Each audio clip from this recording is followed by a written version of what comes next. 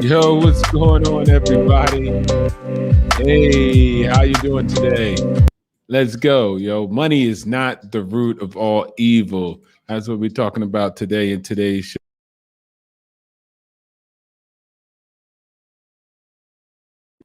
So as we go, I'm just trying to make sure everything's good in the headset. I see people are here with us, man. We're going to hop right into it. Let me show you the book that we're going over today. As you can see, it's Rich Dad's Cashflow Quadrant Guide to Financial Freedom. We're going to go over this book, and it's going to be some great information, and it's going to show you a couple of gems. So I want to start this off with hopping straight into it, but I want you guys to actually hear a story first, and we're going to set the mood for this whole broadcast. As you can see, we're going to start with the story. When I was 12 years old, Rich Dad told me a simple story that guided me to great wealth and financial freedom. It was his way of explaining the difference between the left side of the cash flow quadrant, the E and the S, which is employees, right? And then there's also small business. And then the right side, B and the I, big business and investors. The story goes like this. I want you guys to hear this story. We're going to try to ride through this story real quick. Once upon a time, there was a quaint little village. It was a great place to live, except for one problem. The village had no water access unless it rained. To solve this problem, once and for all, the village elders asked the contractor to submit to deliver water to the village on a daily basis. Two people volunteered to take the task. The elders awarded the contract to both of them. They felt that a little competition would help keep prices low and ensure backup supply of water. The first person, this guy is named Ed. Here goes Ed, right? Ed immediately ran out, bought 2 galvanized steel buckets, and began running back and forth to the lake, which was a mile away. He immediately began making money. As he labored morning to dusk, hauling water from the lake with his 2 buckets, he would empty them into a large concrete holding tank where the village had built it. Each morning, he had to get up before the rest of the village awoke to make sure there was enough water for the people. It was hard work, but he was very happy to be making money and for having one of the 2 exclusive contracts for the business. So what happened to the other guy, Bill? We're going to get into that. What's going on, the penny stock investor? What's going on? Thanks for coming in the building. As I told you guys before, we're reading off this book, Rich Dad Quadrant, Cash Flow, Rich Dad's Guide to Financial Freedom. We're hopping right into the book, and we're in the middle of the story. So let me continue so you guys can get this story. The second winning contractor, that was Bill, right? What happened to Bill? He disappeared for a while. He wasn't seen for months, which made Ed very happy since he had no competition. Instead of buying 2 buckets to compete with Ed, Bill wrote a business plan, created a corporation, found 4 investors, employed a president to do the work, and returned 6 months later with a construction crew. Within a year, his team had built a large volume stainless steel pipeline which connected the village to the lake. At the grand opening, Bill announced that his water was clearer than Ed's water. Bill knew that the villagers had complained about the lack of cleanliness. Bill also announced that he could supply the village with water 24/7, 7 days a week. Wow. Ed could only deliver water on weekdays because he didn't want to work on the weekends. Then Bill announced that he would charge 75 cents less than Ed. Woof.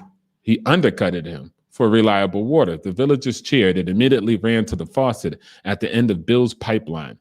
In order to compete, Ed immediately lowered his rate by 75%, bought 2 more buckets, added covers to the buckets, and began hauling buckets on each trip. In order to provide a better service, he hired 2 of his sons to give him a hand on the night shift and on the weekends. When his boys went off to college, he said to them, "Hurry back, because someday this business will belong to you." For some reason, his 2 sons never returned. Eventually, Ed had employees, union problems. The union demanded higher wages and better benefits and wanted its members to only haul 1 bucket at a time. Meanwhile, Bill realized that if this village needed water, then other villages must need water too. He rewrote his business plan and went off to sell his high-speed, high-volume, low-cost, clean water delivery system to villages throughout the world. He only makes a penny per bucket of water delivered, but he delivers billions of buckets of water every day.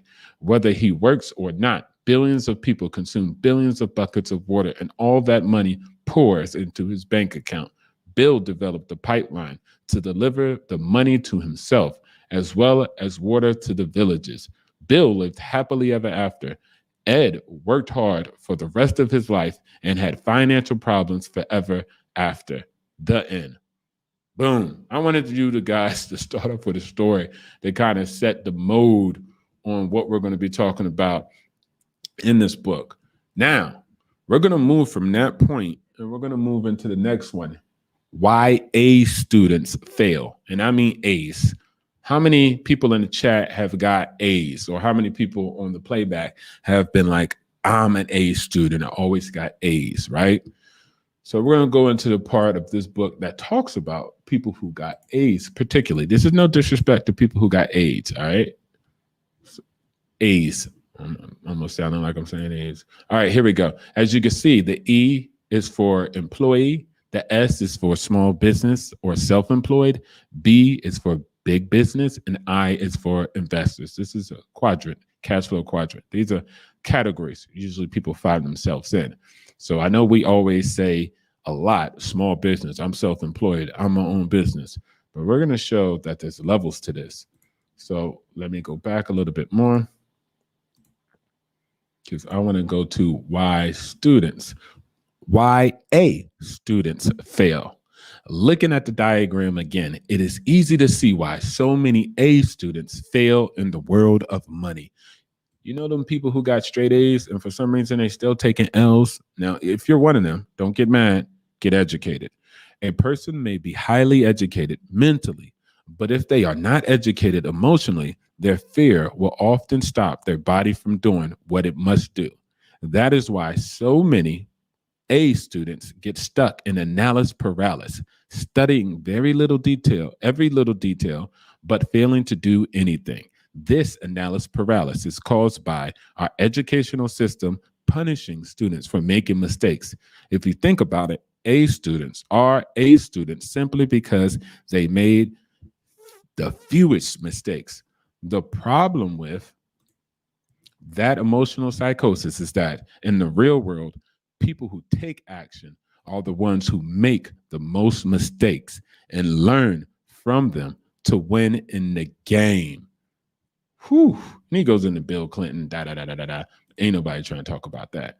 So net of it is that educational system pretty much prepares people to be that A student, not to make as many mistakes, to be careful, analyze, and strategize to make little to no mistakes. But real life, there's massive amounts of pitfalls, there's massive amounts of mistakes, there's natural disasters, as we know with the pandemic. There's things that you will never see, curveballs, knuckleballs, fastballs, and other balls that you don't even never heard of that are constantly going to come at you and your investment strategy, your business, your corporation, and you on the job.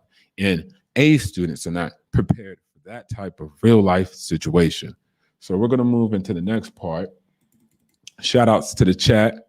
Dope is Jay. Good morning. Rich Dad, Poor Dad is a good book. Let's go put up that penny stock investor. What's going on? Good morning. Welcome to Obstacles to Opportunity. And we're here live with Mr. Investor, Mr. Global Investor, Mr. Multifamily. What we want to call Dr. Multifamily? Because I think my brother Julian Gordon got Mr. Multifamily. Good morning. Rich Dad, Poor Dad is a good book. Yes, it is. And he came at the book after book, hit after hit, with more information for people to have. Let's go back to the intermission. I want you guys to just get live real quick with me.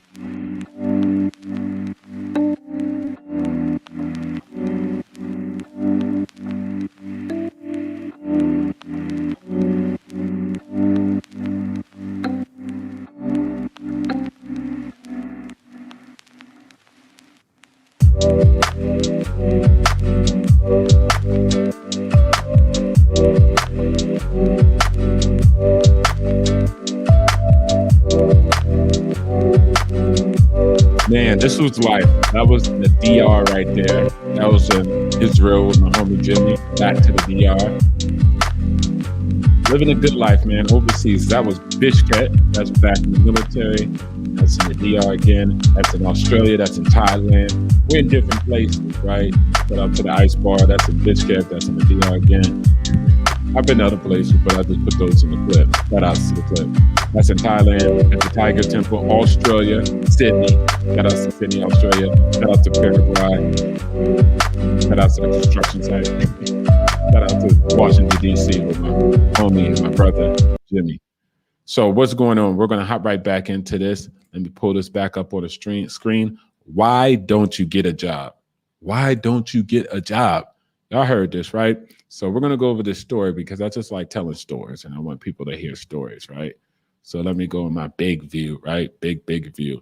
In 1985, my wife, Kim, and I were homeless. This is the author, right? He's reading this part. We were unemployed and had little money left in savings. Let me just hold on. Little money in savings. Our credit cards were exhausted, and we lived in an old brown Toyota with reclining seats that served as a bed as well.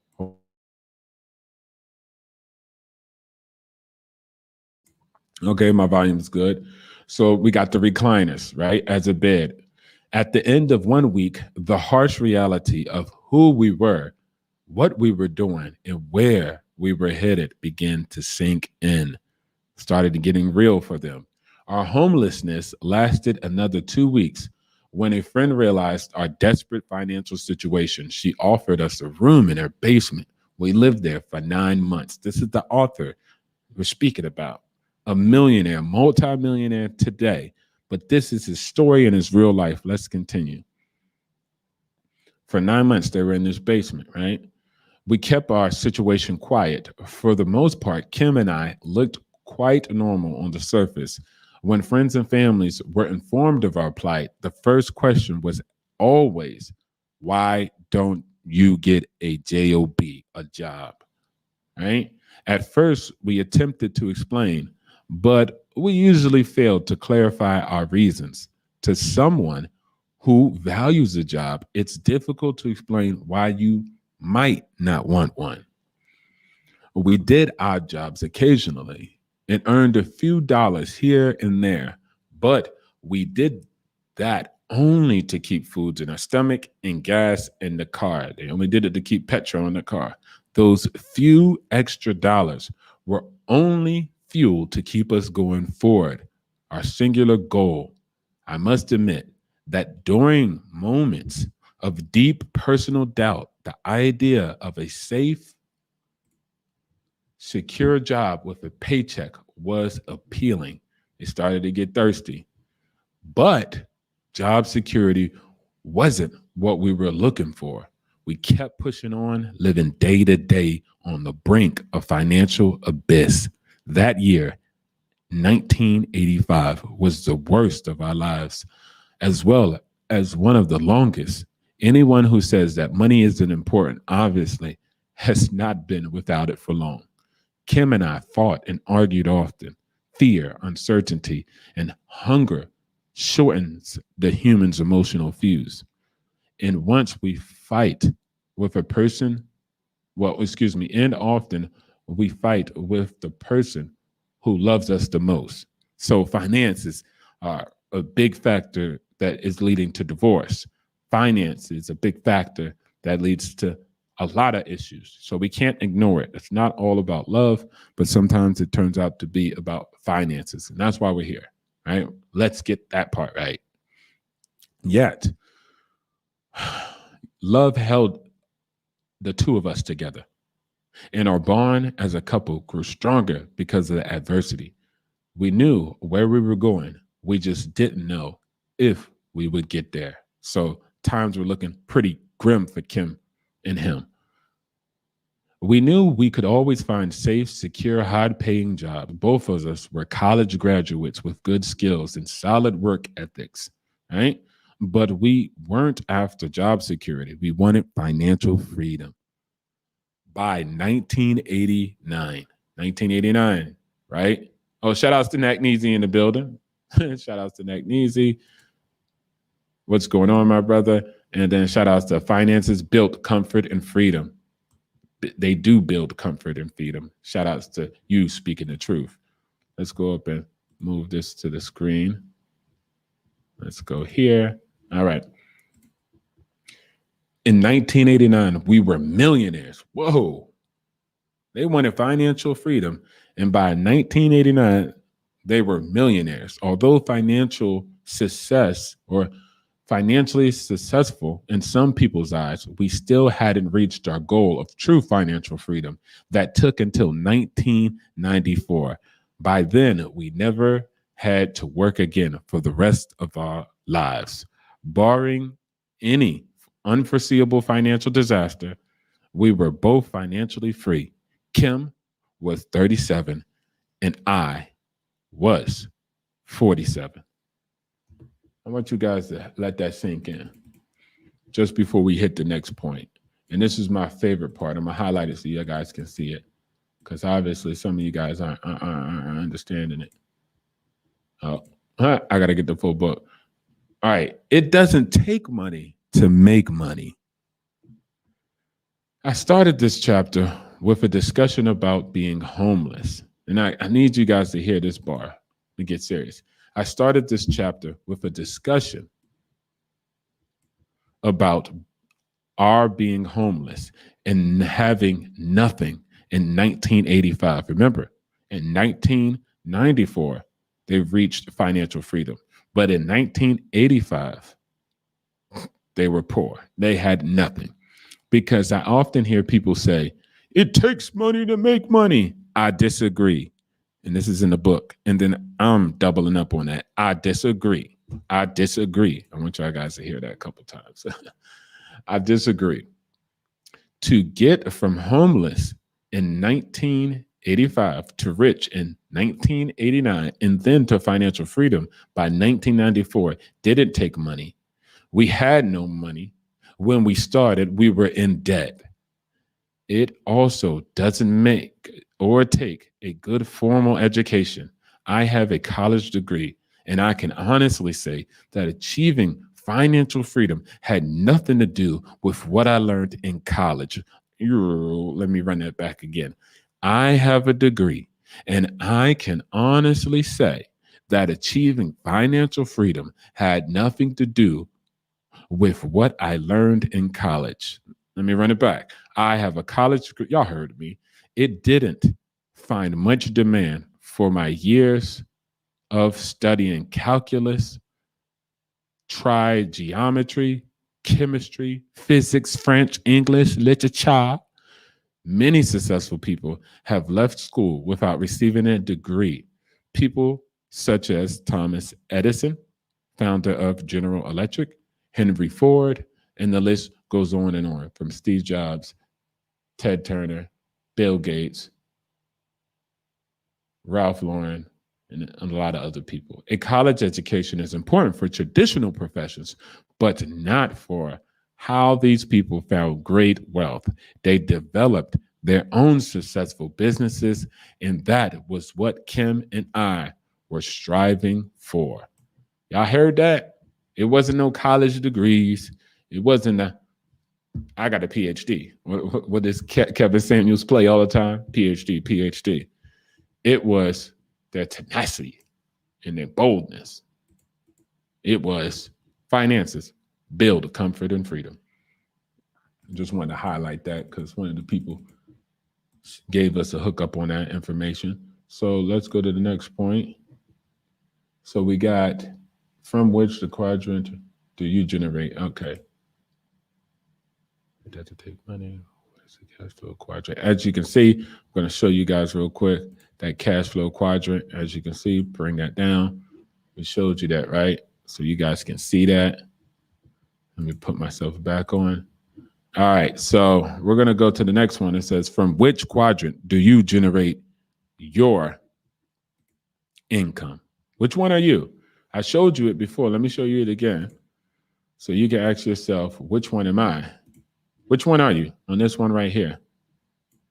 E, B, S, I. Are you an employee?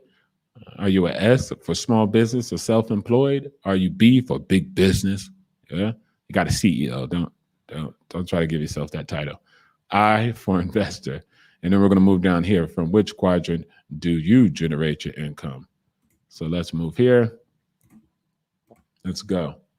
The cash flow quadrant represents the different methods by which income or money is generated.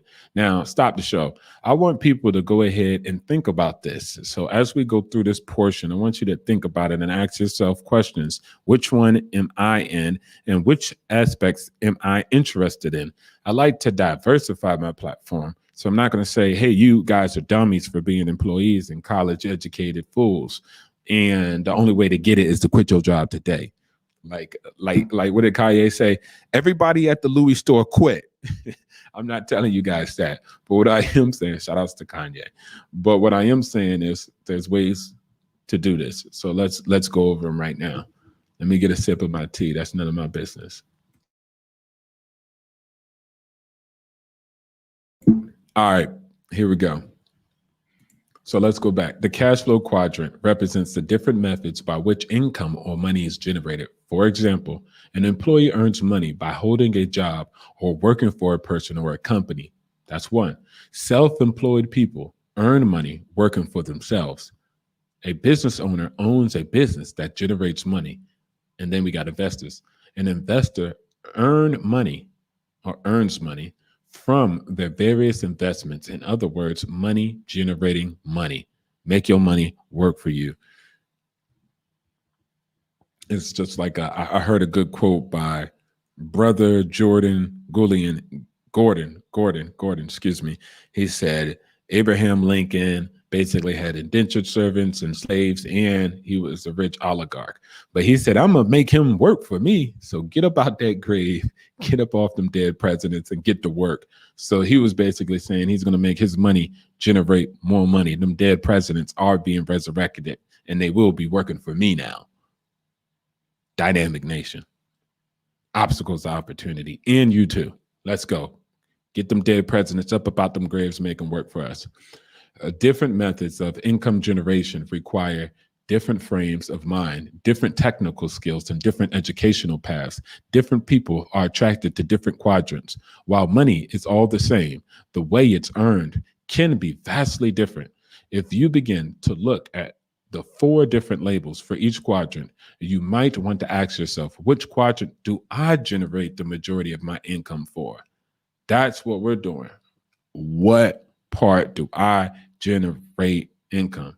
Each quadrant is different. To generate income from different quadrants requires different skills and different personality, even if the person found in each quadrant is the same. Changing from quadrant to quadrant is like playing golf in the morning and then attending ballet at night. Let's show you those quadrants again, just in case you're like those who just came in, like, what are you talking about? So we got those, right? We got them right here. We got that E for employee, S for small business, B for big business, and I for investors. So which one are you? That's the question we're asking as of now. Which one am I? which one am I? Which one am I? So it's not to say you're whack or anything. It's just asking the question, which one are you? So you guys ask yourself, which one are you? And then we're going to hit into the next part, which is you can earn income in all 4 quadrants. So we're not here to hate. You can earn income in all 4 quadrants. And I'm going to go over that next, right after I go over these chats. What's going on, everybody? So we got Marco. What's going on, Don DeMarco? No, I'm just kidding. Peace, Lord. We were on International Passport live stream last night. I would like to get into real estate and other investments, and I have capital. Please open your contact. Thank you. So I did, or I will shoot that. I know somebody has my contact in there. It's obstacles.opportunities@gmail.com. Let's go. Obstacles.opportunities@gmail.com. Let me make sure that's right, because I don't want to mislead the people. Obstacles.opportunities@gmail.com. So hit that contact up if you want to connect. I'm going to put that in the chat. Just give me a sec. You guys can hit me up, contact me, and we can make it do what it do. As you can see, I put it down there in the chat. So let's go. What's going on? The Pan-Africanism strikes back. Bam! Shout outs to the brother right there. We in this thing early in the morning. That brother wakes up like around like 4 o'clock in the morning, man. So shout outs to him and his show, Pan-Africanism Strikes Back. We got Life of Solitude, ESI. I use my earned income as an employee in my small fleet of trucks to invest in my passive income streams, REITs, ETFs, and duplex. Let's go. So he is diversified in REITs. That's like real estate investment vehicles. And then we got ETFs, and then we got a duplex. That's actually real estate he's talking about. And he uses it. So that's why the next part, and what I said that's coming up, right, is that you, right there, as you can see, you can earn income in all 4 quadrants. So at the prime of your game, you should be doing things like that. So shout outs for that brother who's doing that. So let's go to the next one. Of course, I put money away to invest back in my own business. That's what I'm talking about. Redirecting those funds. What book is this? This book is bring it up again so you guys can have it on the screen. As you can see, Rich Dad's Cashflow Quadrant, the guide to financial freedom. Rich Dad, Poor Dad saga, or whatever you want to call it, book series, but it's one of those that hit hard, hits home.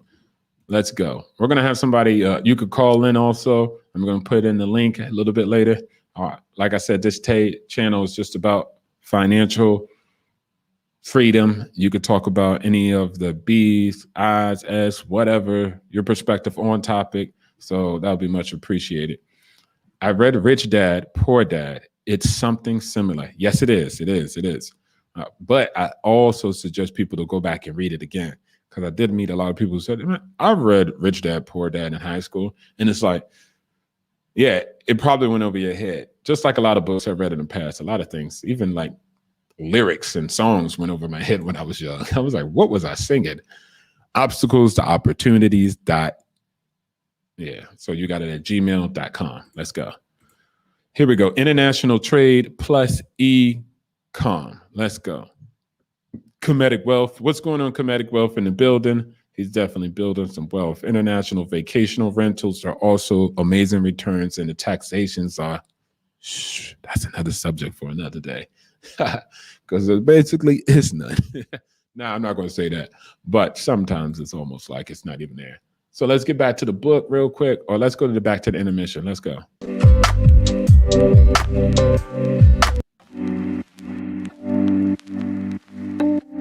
Get those likes up, like, share, subscribe. Thank you for being on Obstacles to Opportunity. Once again, the only place in the world where a man can hotwire his brains to his balls and make things happen. All he has to have is vision.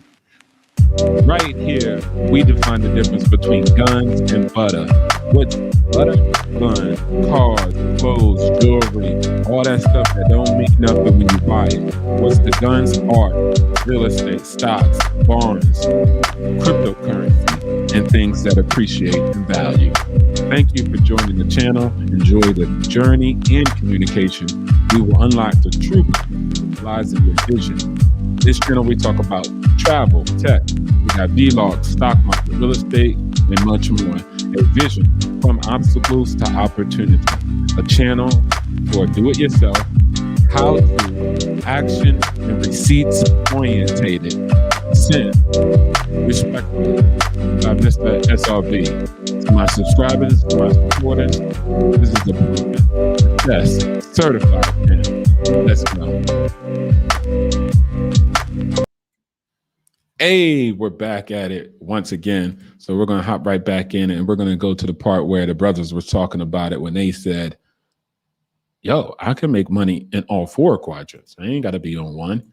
Yeah, we're not trying to be a one-man workhorse or anything of that nature. So we're going to go over it. Life of solitude, LOLing, laughing out loud, doing this thing. All right, so here we go. I want to go over this part, and hopefully you guys agree. Also, like I said, put down in the chat. Let's go to this one more time. Which one are you? That E, S, B, or I? Don't be ashamed. You know what I'm saying? We out here. We're going to get each other onto different quadrants and diversify ourselves. So here we go. You can earn income in all four. Let's go. Most of us have the potential to generate income. This is true facts. You have the potential to generate massive amounts of income, massive amounts of return on your investment. Let's talk about them. Most of us have the potential to generate income from all four quadrants. Which quadrant you or I choose to earn our primary income from is not so much dependent upon what we learned in school. It's more about who we are at the core, our values, strengths, weaknesses, and interests. These core differences attract us to or repel us from each quadrant. Yet, regardless of what type of work we perform, we can still work in all four quadrants. For example, let's go. For example, a medical doctor could choose to earn income as an E, that's an employee, right? And join the staff of a large hospital or an insurance company or work for the government in the public health field or become a military doctor. This same doctor could also decide to earn income as an S, small business or self-employed, start a private practice, setting up an office, hiring staff, and building a private list of patients. And if you go international to places like Bangkok, this is something they do all the time. A lot of doctors open up their private practice at the same time they work on a large scale at a large hospital. And that's where their primary source of income comes from. They have their private practice on the side, open in different times, most of the evenings after they leave the actual hospitals. So these guys are putting in work across the world. What are you doing? Let's move to the next section. Or the doctor could decide to become B and own a clinic or a laboratory and have other doctors on staff. This doctor probably would hire a business manager to run the organization. In this case, the doctor would own the business, but not have to work in it. The doctor also could decide to own a business that has nothing to do with his medical field while still practicing medicine elsewhere, right? In this case, the doctor would be earning income as both an E and as a B. So he is E and B. He's the B and the E, employee and business. That's amazing. As an I, that's an investor. Remember, the doctor could generate income from being an investor in someone else's business or in vehicles like the stock market, bond market, real estate, and I know the brothers always talk about cryptocurrency. The important words are, quote, generate income from, end quote. It's not so much what we do, but more how we generate income. Woo, I wanted to hit you guys with those bars. Let's go back to the chat.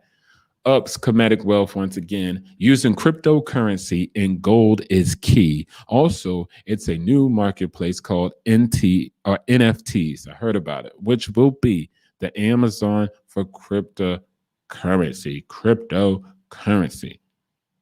Let's go. So they don't have to liquidate into USDs. So many different types of financial vehicles. Felix G, excuse me, get in there, bro. Preach. Shout outs to you. Preach, teach. Let's go. We out here and we need the choir. You cut your dreads. Yes, or my locks. Yes, I did. But I got one left. You know, I'm kind of like coming to America. I still got my princess charm. Right? I should put up that picture, man. What is it? Prince Hakeem? Was it? Prince Hakeem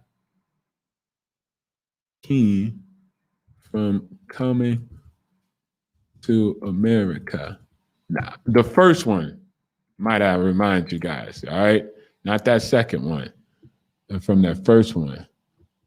Because I didn't like the second one. I didn't even watch it.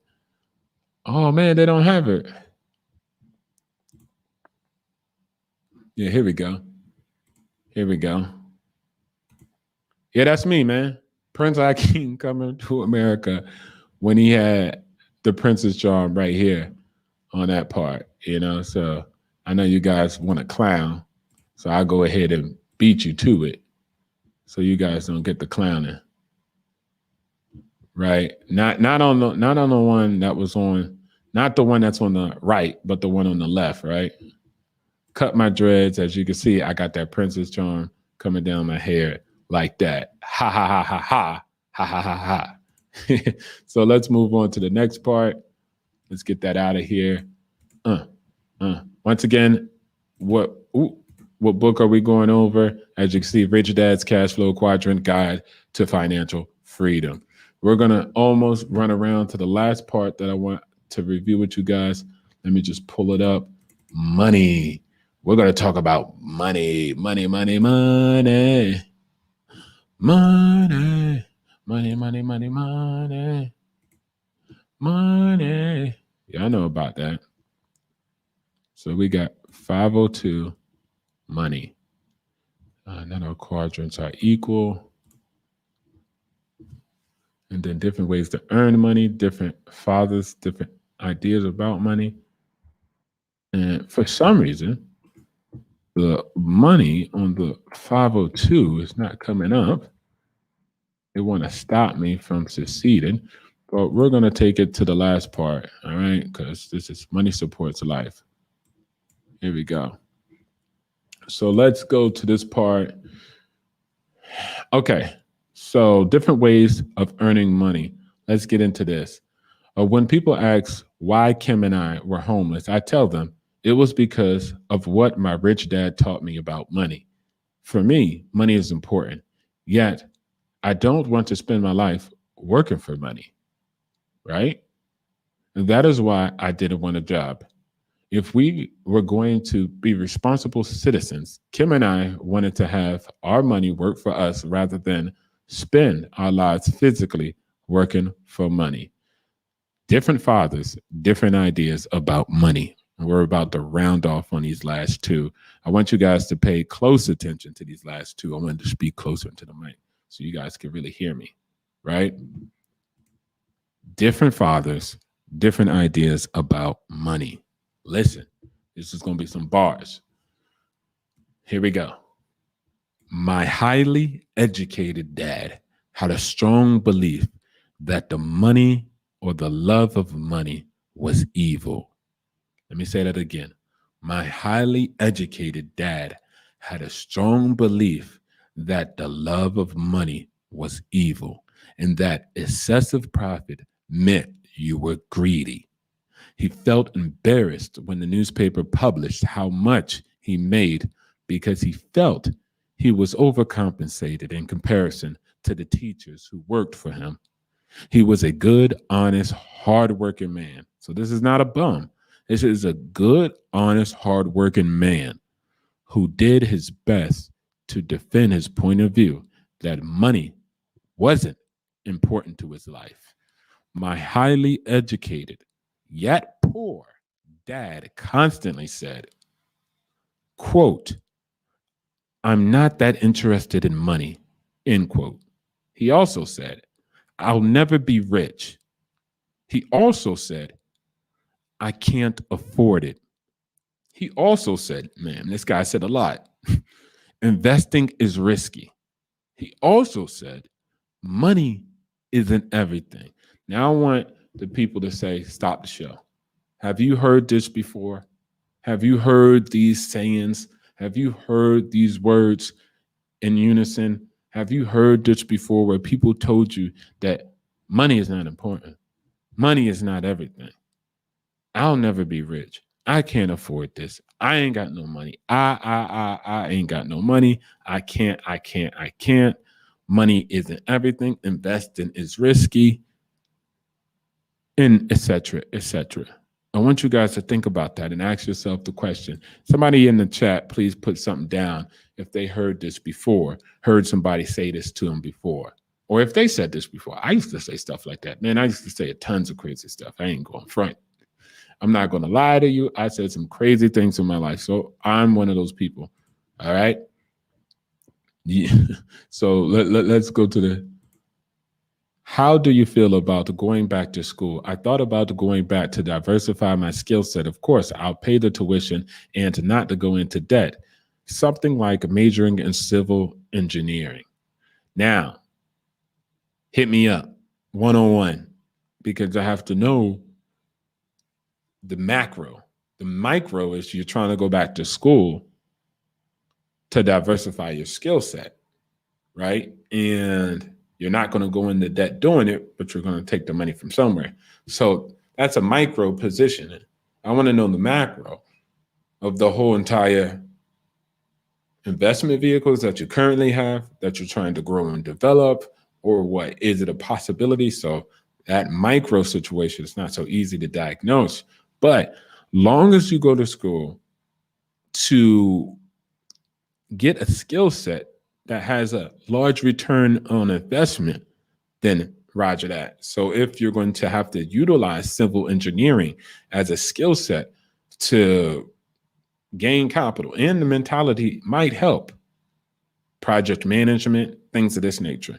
So you have to really compare to already the financial vehicles you have, and then saying the time I have, will I be able to allocate that time and any time, day, space on that specific skill? And if so, what does that look like out of 100% pie of my time, as far as my investment of time and energy and attention, in my return on that investment? And what does it look like with the current existing investments? Can I take that same energy, time, and space and put it towards my current vehicles and make them larger and bigger and diversify close to those areas? So, like I said, it's a macro situation. Shout outs to you. And back to Life of Solitude. He said, yep, all through the hood. And hey, let's get this, stop the show. I'm gonna say this. It ain't only in the hood. That's in the bourgeoisie suburban areas too. So I want to definitely say that, because I've heard all that growing up, and we were nowhere near the hood. The worst crime in my suburban area was somebody got an iPhone stolen once, and it was Johnny down the street, and the cops came to his door and knocked, and then like talked to his parents. And you feel me? The cops knew me. I was in police camp after school. I was like not abandoned, not in the hood. I was in a place where at night all you heard was crickets, mad crickets and cicadas.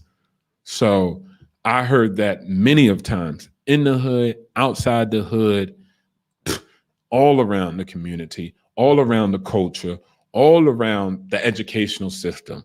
So it's all around, period. And those boulets and bourgeoisies, the ones with the degrees and their nose be up like this, no disrespect to y'all, but y'all be tripping. Y'all be having no ownership. Y'all don't be big time investors, but y'all still be talking that propaganda. I got a PhD, like Kevin Samuels be hitting.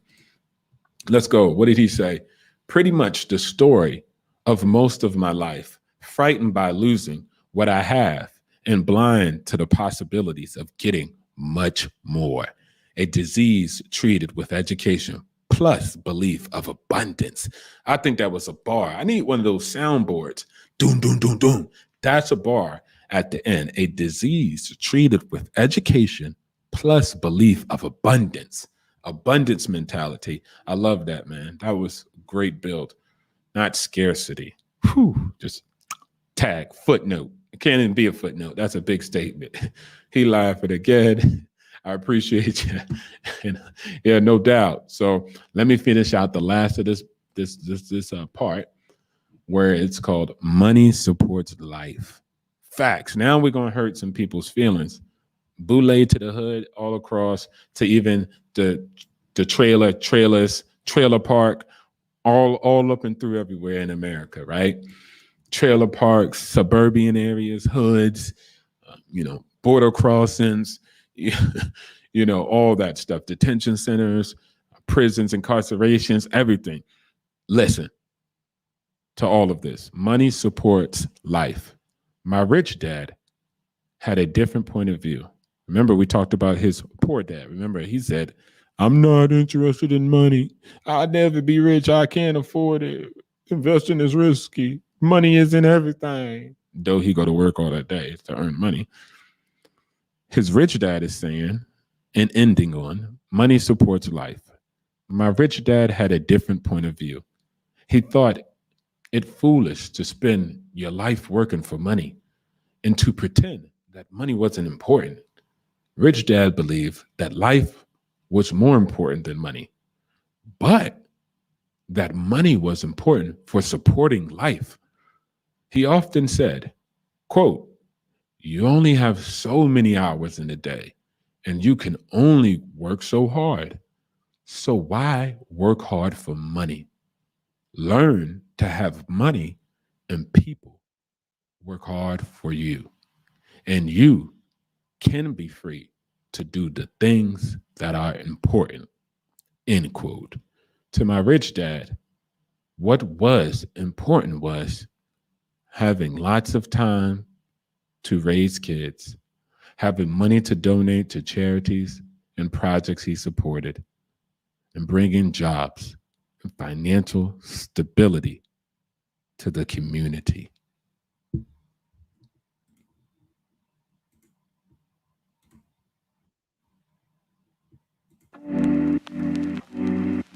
Man, I mean, what else can you say? I greatly appreciate everybody that come through. I greatly appreciate everybody for supporting the channel. As we say, once again, obstacles to opportunity.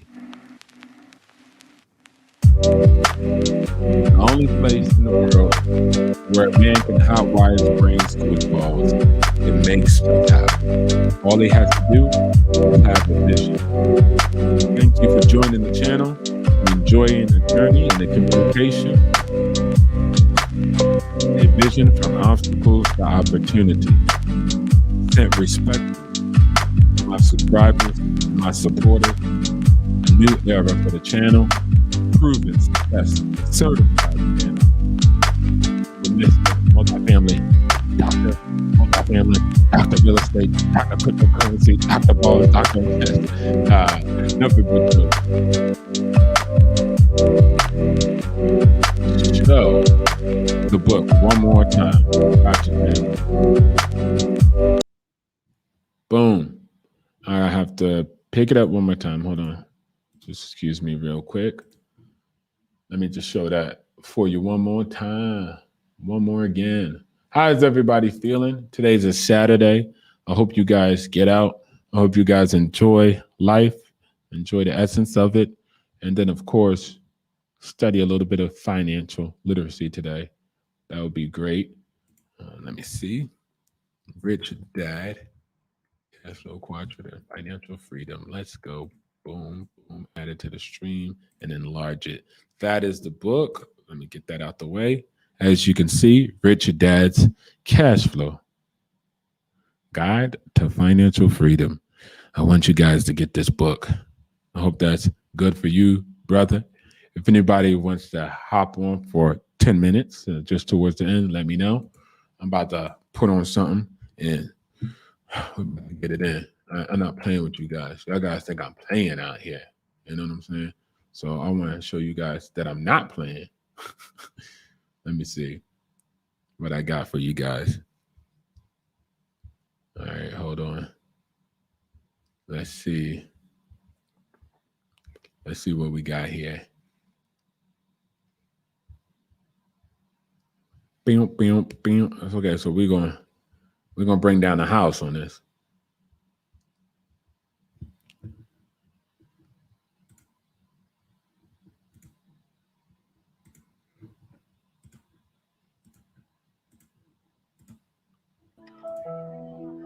We're just trying to get the financial freedom, you feel me? Just trying to make sure everybody got money. We want to make sure everybody is financially free by the time that they 33, you feel me?